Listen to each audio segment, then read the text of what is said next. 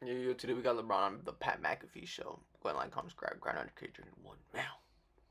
On your show is a massive ordeal because like everybody in the NBA does look up to, LeBron is our guy. Like I think Pat Beverly told the story down at the bubble.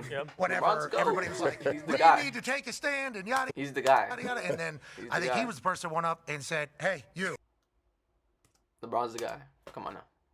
He's the GOAT. We're not playing. And I think that's how everybody in the league feels about you. So congrats on that, by the way. The respect amongst your peers. No, for real. To have the respect for my peers, that means a lot. And I feel like LeBron's going to retire soon. There's no way he would have responded when LeBron was in his prime. Carry that, man. No way. And I take that with a lot of responsibility because there was too many years went by when players did not have an opportunity to just speak and their voices to be heard or allow the narrative to get so much outside of sports.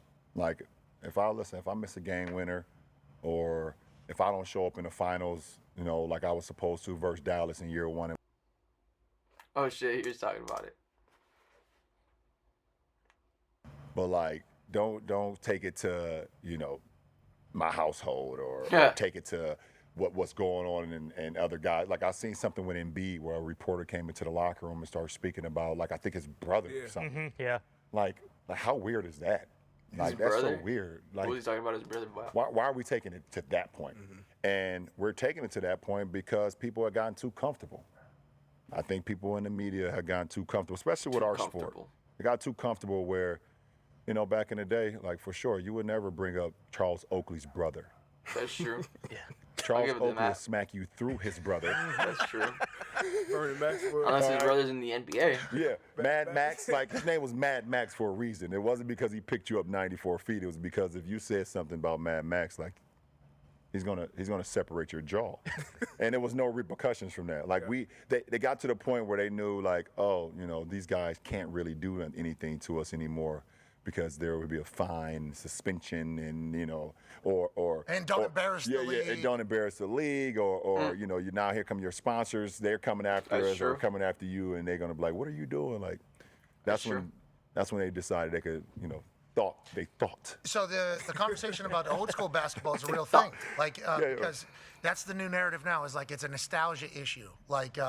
A lot of people who grew up in a different era of basketball and get introduced to basketball, they're gonna like that era regardless of no matter what happens in the future. You've played through what now? 3 eras? 3 eras. 3 years? Yeah. Back whenever Kuzi was doing no-look pass. Yeah, for sure. Yeah, the first ever no-look pass. Yeah, Kuzi. Yep. He's a dog. Hey, he was an exciting white, wasn't he? He was an exciting white. Sure. He was Kuz had game. Kuz had game for sure. Boom. Yeah, Kuz had game. 4-time NBA champ. And I'll speak for you. For that era. Exactly. Thank you. Hey, you don't have to say this. Yeah, for sure. No, I'll say this. Yeah, game for that. I grew up in Pittsburgh, so we didn't have an NBA team. So I was more an NHL guy, but I would watch the Lake Show at night because I couldn't sleep. So I did know the NBA, but not I didn't follow it as closely.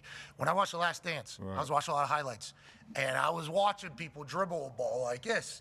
And I was like, I don't know how that works in modern basketball. I think you guys have played a couple different sports. I think there was a Kuzi era of sports where a no-look pass, holy shit. Then there was an era where people were starting to get nasty. There's some more. Yeah, you had some Pistol Pete Maravich. He started coming in and started, getting a little bit that. But then the ball was hitting off guys' heads and stuff. So they looking at him like, ugh, what are you doing? Never see those lowlights though. Only see the highlights. Highlights are only the bangers survive. Then obviously Jordan comes in and transforms everything. Why does it mute? Touches of black. They say a lot without having to say. Muted. He's just talking about. And it takes place with you guys, this modern era. Yeah. Do you feel that? How do you address that? No.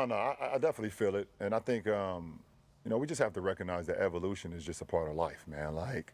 You look at the Hummer from the 1970s to the Hummer of today. You're gonna be like, okay, you might be nostalgic about it. You loved it in the 70s, but do you really want to drive that every day, right now in 2025? You're going to get out the car and your goddamn neck and your back is going to be hurting so bad. Seriously, you're going to be hurting so bad. You're going to be like, okay, you know what?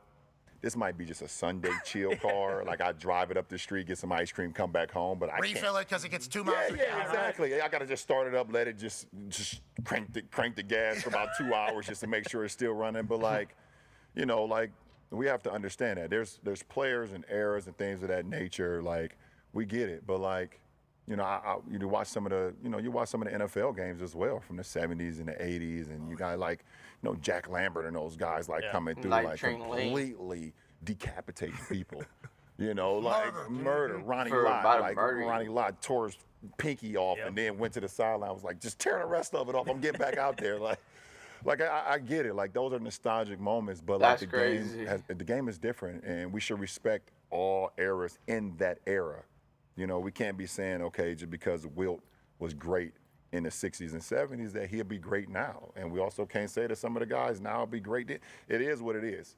Respect that era and we move on. But But didn't you just say that Giannis would score 250 points in like their era? Didn't you just say that? Every single day that he's better, he's not better. He would. You trying to tell me Giannis wouldn't be able to play an NBA game in the 70s? I think handshake. He wouldn't be able to do it. Giannis, neither would you. Neither would you. Giannis Antetokounmpo would have 250 points in a game in the 70s.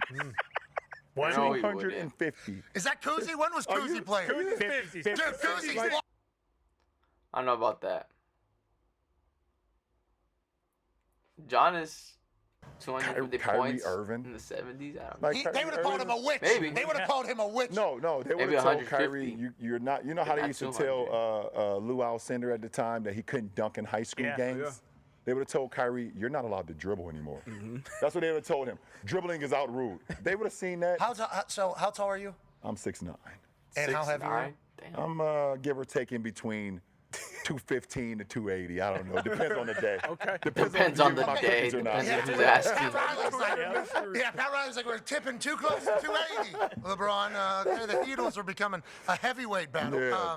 So 6'9". Yeah. Let's say you're you look very thin right now. Yeah. I feel good. So 215, 6'9", 220. Could easily get to 260 though. I think that would play in a lot of different eras. Yeah, come on. I could play. Just like I would be able to play in any era. It's funny you hear some of them older guys like LeBron James couldn't play in this era. Never been fouled by Bill Laimbeer before. Yeah. I think I seen like Dennis Rodman say that one time. He was like, LeBron James not skilled enough. Not big enough. He's not. Doesn't weigh enough. He's not strong enough. Can't handle it. I'm like, okay. Okay, let's He's talk like, about all right. flopping all over the place. Yeah. That's why people get mad. Yeah, I know. Now, why do you do that? Patrick Mahomes does the same thing. He's the greatest of all time for us. In a conversation of the greatest of all time, the rules indicate that if you're to hit him, he gets 15. No doubt. Is that the same thing for you? I wish. James Harden. 'Cause I am like literally over like the last 5-6 years why everybody's been claiming I flop all the time. I'm like in the bottom half of free throw attempts per game. Oh, they won't give you the whistle. You don't get the whistles. You don't get the superstar treatment? You know the funny thing is, I have a lot of teammates that be like, they come to the Lakers, and they be like, man, when I used to play against you, I used to think you got every goddamn call, and I hated it. And now that I'm your teammate, it's like, oh my goodness, you don't get any calls. I'm like, hey, don't worry about it. Just keep playing. No, wait till you see me in the third quarter. I got a good flop. They did not say I practiced on that. this one last night because there's a video from the last dance where I think the ref says well, he just to said Michael. that was like a lot. Well, whatever. Jordan, he goes, I didn't see it, Michael. I am so sorry. I would never do it to you. And walks away. Oh, yeah. I believe you, Michael. Yeah, that's the clip. ref. Oh, yeah, I saw that. And Michael's like, I believe you, Michael. I believe you. Yeah, I saw it. I didn't see it, but I believe you, Okay, Michael. so you and Michael at a good spot. Who, me and Michael? Jordan? Yeah, we're in a good spot. Therefore, We don't talk. why not, you think? Because I'm still playing. I think I'm still playing. I'm still focused on my craft right now. When They you're don't talk done, you at think all. you two will be the I would only hope two so. that can have a conversation? hope I know so. that would be a great video. Them have a conversation like face to the face. funny thing is, like me and Kobe, besides our, the late great Kobe, obviously, me and Kobe never had a real relationship either. What? Till we was on the Olympic team, we had a great relationship there. Olympic team 8, Olympic team 12, but it was always competitive between us. We were always like, I was on the East Coast, he was on the West Coast, and So it's always like, I'm better than you type. Never. 9 and didn't beat Orlando, and I think it was 09, didn't beat Orlando and didn't get him an opportunity to play him in the finals. But like, and until I became a Laker and then he retired, that's when they got their relationship like became really, really good. Yeah. You know, he like welcomed me, called me like, bro, anything you need in LA, like I got you. You're a Laker now, you family, you know, and we were having multiple conversations. He was obviously, you got saw him coming to a lot of games and things of that nature. And when I passed him in the scoring record in Philly, you know, I think he had a tweet out there like, keep on going, like keep transcending the game, keep going, like, and that shit like meant so much to me. So like, I think it's because I'm still playing. R.I.P. Kobe. And MJ's, we all know MJ. Even if you don't know him personally, he's one of the most ruthless competitors For real. there is. And till I'm done, and he doesn't have to look at me run up and down wearing the number 23, and every time my name is mentioned with his. Of course. Don't talk to me right now. I'm on the back nine. Do not call me. It was great to see y'all at the top 75. Oh yeah, that was dope. That was dope. That's straight respect, admiration, and just like top 75 players. You know, me for sure. I mean, shit. Like I said, I wear 23 because of MJ. You know, and that shit, the inspiration that he gave me as a kid in Akron, Ohio, that don't have much inspiration in your hometown. You look at something. It got to be somebody in sports, somebody in music, somebody on the TV screen. So like, Will Smith on Fresh Prince of Bel-Air, Michael Jordan playing for the Bulls, Michael Jordan, Jay-Z, Biggie, and Tupac. That was like, I don't know about Jay-Z, but Tupac. You know what I'm saying? Like I needed that because I didn't have like Lang. couldn't be fucking Jerome Lang. He's like hating on me and shit. So like, you know what I'm saying? Kind of on that note, Bronny, your son. Oh, here we go. Here we go, Bronny. Inspiration in the home, and we talked about it since years ago, wanting to play long enough to play with your son. So you obviously visualized that. How was the real moment with that happening? Because I know me seeing it, seeing the Griffeys there, just seeing it, like that was just an unbelievable moment. The Griffeys were there. What was that like for you, really actually being in it? Like seeing that pop fly head towards King Griffey Sr. and then see Junior over there right before the ball got to his glove and he snatched it out the air and run back to the dugout like laughing at his pops. Like that was a cool ass moment. And that's crazy. And for that moment, that game that home opener versus Minnesota, and then just over there and see Griffey Jr., man, the kid, and seeing his pops over there and us getting that picture at half court and then us going out on the floor. That's sick. Having that moment. Physically, I wasn't even there. Hey, Robert Hertford from Shark Tank. I'm a You're just so happy. fan. Hey, what is your #1 tip for saving money? I wasn't even there. You're floating. I'm floating. And Dad, that's Dad right there. I can only imagine where Bronny was. I don't know. We haven't even talked about it yet. At some point we will, but I wasn't even there. Like I was so. He's so happy. I might have been in the rafters. I might have been at home. My body may have been at home watching the game, watching the moment.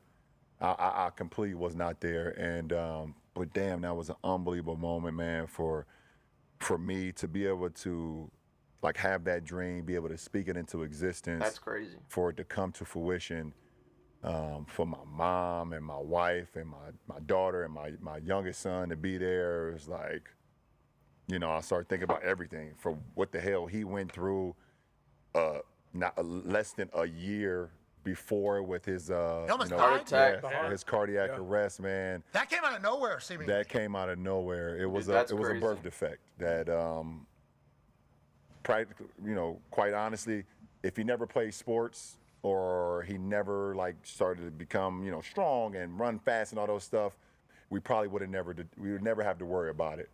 But as he got stronger and things of that nature, it was just something inside his heart that, you know, was just pounding at his heart and pounding at his lungs that, unfortunately, we had the incident. And thankfully, wasn't there like a video of Bronny smoking? Nah, that's a dispel. Bronny's crazy. A lot of these kids we've been seeing a lot lately in sports, not only in basketball but in football. Yeah.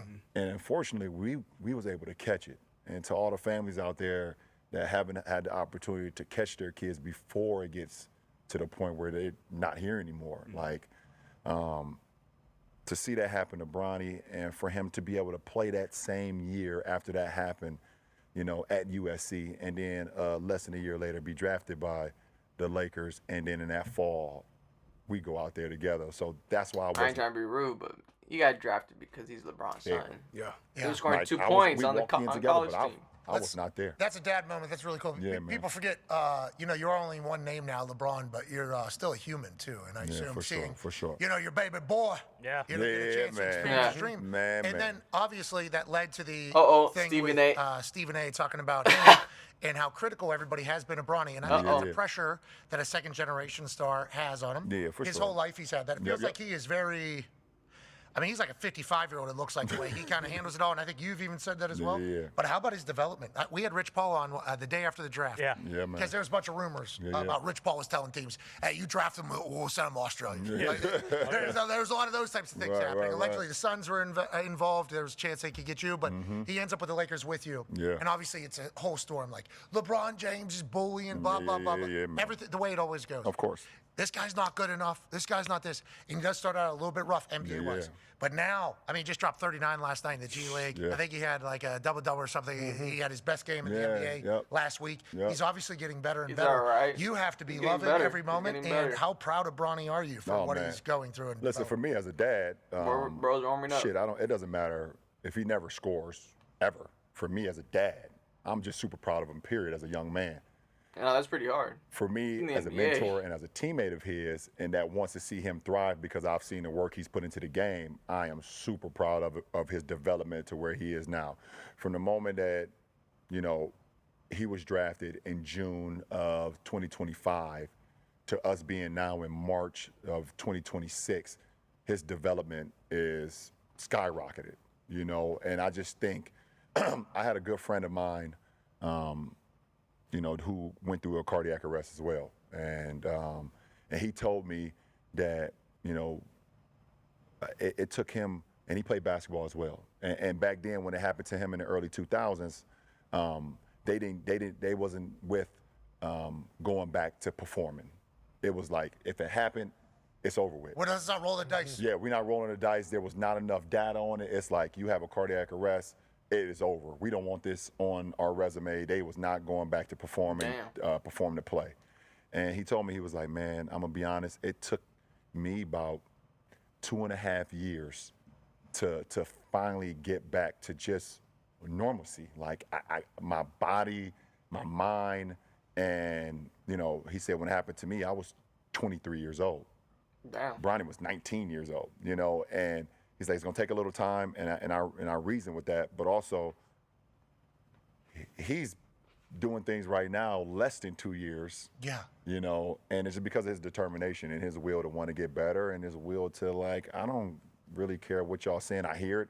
He did an article the other day. He was like, yeah, I hear the noise. I use that as motivation, but I also know what I'm capable of. And, I've always told my kids, like, all of them, they all play sports. 2 basketball players. My youngest son going to Arizona. On a full ride. My daughter's What is he, 7 foot tall, by the way? That came out of nowhere. Bryce, right? Yeah. Like, he popped up I know, out of nowhere. Bryce is tall as well. Because we follow your family on the internet, obviously. We see it all. And it's like Bronny, okay, and then Lil Bryce. Yep. Lil Bryce with the glasses. Right, exactly. And then all of a sudden, one video popped up of an offseason, and Bryce. Bryce taller than Bronny. Wait a minute. Yep. Wait a minute. So he on his way to Arizona. My daughter's, she's playing 12 and under volleyball. She just turned 10. So, like, and I just tell him, like, it doesn't matter about the noise. That's going to happen. It's only about, like, if you love it, go out and practice. If you think you want to, if you fall in love with it, you only can fall in love with the process.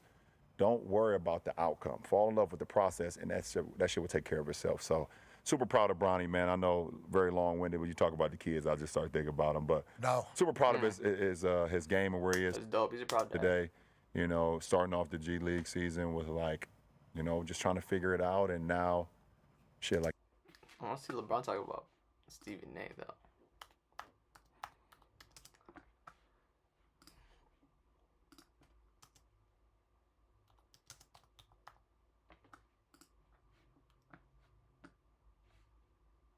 Here we go, addressing the beef. Sarah mattered. I want to find and kill the people who murdered my wife. You might be the smartest person in the CIA, but you're just not a killer.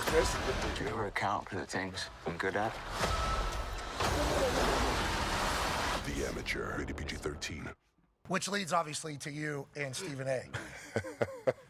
Hey, legit, that feels like a moment that had been brewing for a long time. He's like on a Taylor Swift yeah. tour run right now. Oh, yeah. He's on a Taylor Swift tour run. We're all seeing Oh, yeah. you're seeing it as well. He literally, it started off with, I didn't want to address it. Yeah, sure. I didn't want to address it. I didn't want to address it. But since the video came out, I feel the need to address it. Yeah, well, Farrell, you would be not. He was going to address it anyway. If there's one person that couldn't wait to the video to drop That's so you true. can address it, it's your ass. Like, For seriously, real. it's, Stephen and A.'s like funny, though. another, he completely like missed the whole point. The whole point. The whole point of why he went up to him. Never would I ever not allow people to talk about the sport, criticize players about what they do on the court. That is your job, to criticize or to, be in a position where, okay, if a guy's not performing, that is all part of the game.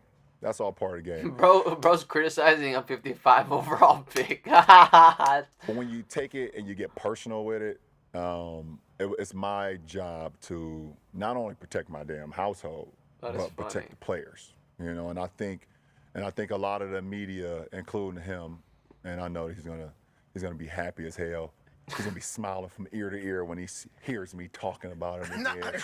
Oh my God, he's gonna get home and grab some ice cream out of the fucking freezer and sit in his chair. We'll see Stephen A's response. And his tighty whities on the couch. I hope at some point you two do get a chance. But you're right. Dude, like relax, bro. Like relax. Like seriously, just Kind of on that note, No. Bronny, your son, Yeah. he's obviously had that inspiration in the home, and Yeah. you talked about it since years ago, wanting to play long enough to play with your son. So you obviously visualized that. Yeah. How was the real moment with that happening? 'Cause Griffey Jr., man. We would never dream. Man. Then obviously he was drafted in June. I've always told my kids, like all of them, they all play. All right.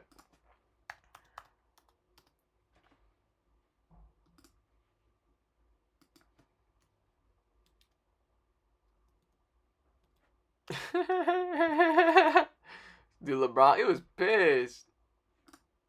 which leads obviously to you and Stephen A. See what Stephen A says. Hey, legit, that feels like a moment Stephen that A had was been brewing pissed. for a long time. He's like on a Taylor Swift tour run right now. Oh, yeah. Yeah, we're watching it. Yep. We're all Oh, yeah. you're seeing it as well. He literally, it started off with, I didn't want to address it. I didn't want to address it. But since the video came out, I feel the need to address it. I didn't want to address it. I wasn't going to address it. But since the video came out, I feel the need to address it. You would Are you kidding me? If there's one person that couldn't wait to the video to drop so you can address it, it's your ass. Like, That's seriously, true. And like another, he completely like missed the whole point. The whole point. Oh, why he went up to him. Never would I ever not allow people to talk about the sport, criticize players about what they do on the court. That is your job, to criticize or to, be in a position where, okay, if a guy's not performing, that is all part of the game. That's all part of the game.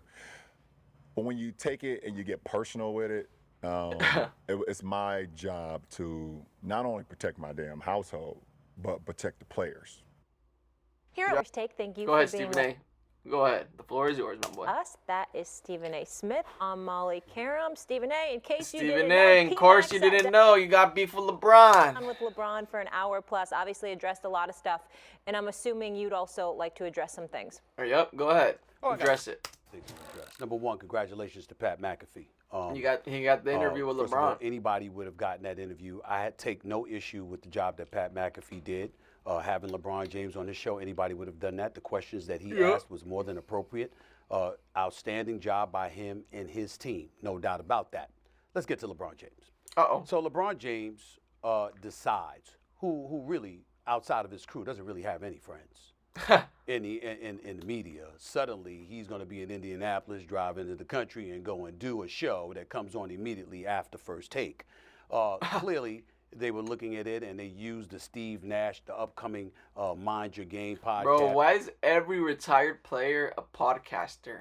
Like, what the fuck is going on with that? That's what I don't get. Every retired player either has a podcast or is doing some sort of, like, social media. Bro, that shit is annoying. With Steve Nash to disguise what his real like, agenda was. Y'all really just retired to become podcasters and talk about the sport?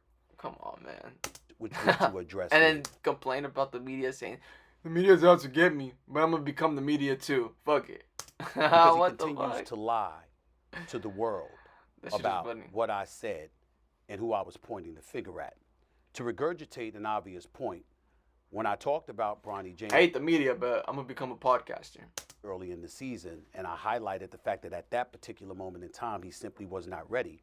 I was calling out LeBron James. LeBron James never addresses that with anybody, and for some reason, no one ever asked him about that. Wasn't it you who said that Bronny James was better than some players in the NBA? For real, he did say that. LeBron did say, well, now before he was even he's drafted. still young, so we don't know. Wasn't it you who said, if you want me, draft my son because you wanted to play with your son for 1 year? Wasn't it you who literally circumvented meritocracy within the National Basketball Association and got the entire media world in the NBA and, of course, the Lakers organization to buy in on that? LeBron James did all of that. That is the person I was talking about as a father. Not the father in Brentwood or Bel Air or wherever else he has homes.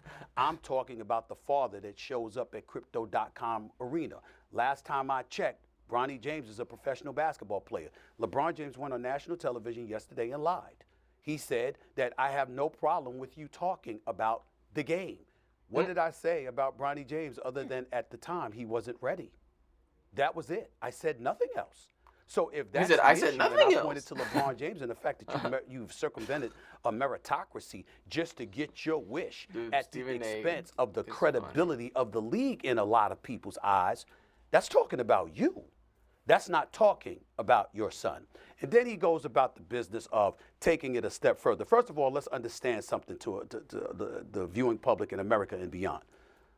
This was planned. Rich Paul was on Pat. This was planned. I already told you guys. I've been knowing this is like all publicity stunts because LeBron's going to retire soon. So, you know, he's just trying to get his media credit up. He show about 10 days early or whatever. Come on now. Rich Paul, for everybody that knows, is the man, the founder of Clutch Sports. He's a strategic thinker. Yep. He didn't go there by accident. You're there talking with Pat McAfee, and the next thing you know, within 2 weeks. And it's like right after first take, so they know what they're doing. After obviously a negotiation took place, LeBron James is on it. We know a negotiation took place because we understand that since LeBron had uninterrupted, or whatever the hell it was called, he's been about control. He's been about making sure that things are his way. Yep. Us, as the media members, know it because of how his behavior has changed since he's had his own media outlet in terms of how he treats the media. But we won't focus on that too much this particular moment.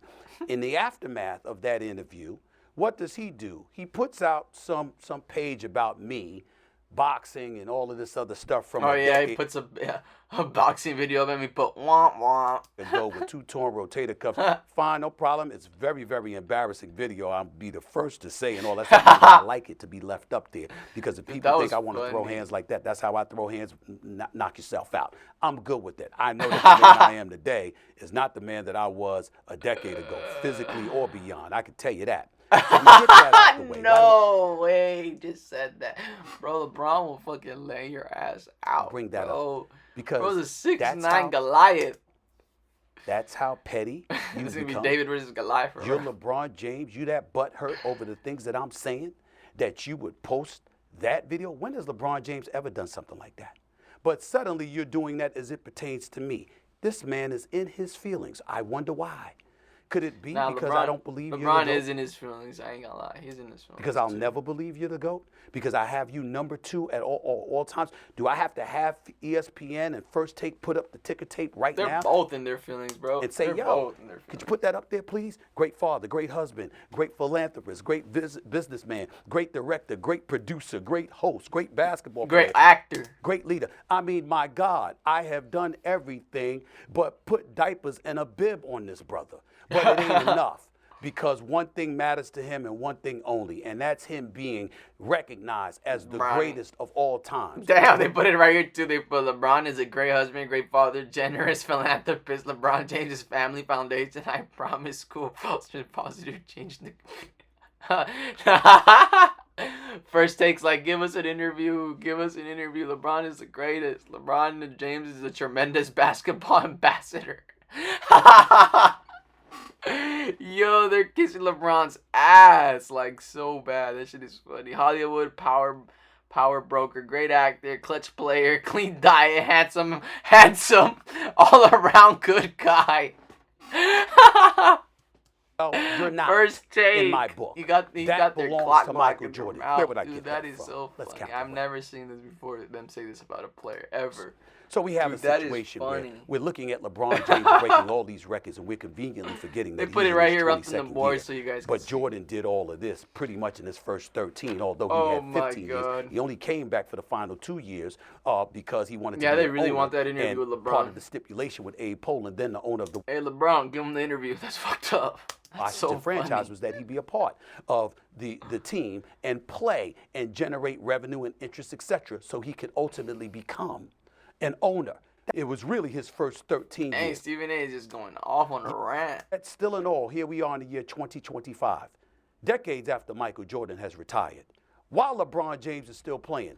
And LeBron James is still 2 titles shy of Michael Jordan. Michael Jordan is 6. LeBron James has 4. He does have as many finals losses as Michael Jordan has wins. He has 6 finals losses. He has 4 championships. Let me continue. Michael Jordan, NBA Finals MVP, 6th, the most all time. LeBron James, 4, despite having played a minimum of 7 more seasons than Michael Jordan. Michael Jordan, regular season MVP, 5, tied for 2nd all time with Kareem Abdul-Jabbar. LeBron James, 4. Once again, he comes up short to Michael Jordan. All NBA first team, 10 of 15 seasons, 67% for Michael Jordan. 59%, 13 of 22 for LeBron James over the course of 22 years. Defensive Player of the Year, Michael Jordan captured that once. That has never been an honor bestowed upon LeBron James. All NBA Defensive First Team, 9, tied for most all time to LeBron James, 5. He's still 4 short despite having a minimum of 7 more seasons. Scoring titles, 10-1. LeBron James does have an assist title. Michael Jordan never did that. Michael Jordan led the league in steals on 3 occasions. He's had 9 NBA record, 9 game-winning buzzer beaters. LeBron, as of last night, has 8. So still in your 22nd season, you haven't caught up to Michael Jordan, okay? What I'm saying to you is that these are basketball things that I'm mentioning. Who got personal? LeBron. He's lying when he says that I attacked his son. When he came up to me courtside at the Lakers-Knicks game, he was lying then. He threw me off guard because he said, you can't be pooping on my son, because we over FCC Airways. You can't be on my son. Doing that. I didn't know what he was talking about, so it threw me off. Had he came up to me and said, what the hell are you doing talking about me as a father? He said, don't be fucking talking about Bronny. I would say, all right, you can't be doing that shit. It's because of what you were doing. Damn, you look pissed. With your son on the basketball court for public consumption. That's fair game. His son plays for the Los Angeles Lakers. I don't wish any harm upon Bronny. I believe in Bronny. I didn't say anything about him until that one time, January 29th. And I never bothered him before or after. I will knock your ass out. I just stated a point in fact. We want to forget that. We want to forget that other people were pointing to his legitimacy or lack thereof as a McDonald's All-American. We want to point to LeBron James, and we don't want to bring up the fact that he was the one that said on the record, my son is better than some NBA players right now. You want me, draft my son. We want to forget that. I'm not doing that. I cover this sport. This is what I do. And if LeBron James wants to see me continue to cover the sport, or he wants to have a problem with me continues to cover the sport, but LeBron James at the end of the day wants to come at me, and he's walking around pouting. Why would he be pouting? The man is 22. He is universally recognized as the Mount Rushmore of basketball. He is unquestionably one of the greatest players to have ever played basketball. I have him top 2. Stab me in the chest. Crucify me. Throw me in jail. Of the thousands upon thousands of players who have played in NBA history, I have this man number 2 overall in the history of basketball, despite Kareem Abdul-Jabbar being a 19-time All-Star, a 6-time champion, a 6-time league MVP. It was the greatest, the most trusted move, offensive move in NBA history with the skyhook. I still have him ahead of Kareem Abdul-Jabbar. It's not enough. So much so that you go this route. It's very unfortunate that he has done this. It's very unfortunate that he has tried to ostracize me amongst the NBA community and the sports world and beyond, talking about how I talk about I'm pooping on the players and all of this other stuff. On the they don't bring up all the time we praise the players. I applaud them when they win. I criticize. Right, that's it. That's it. Go and like, comment, subscribe, grind, educate, journey to 1 mil. Bye. Have a great time.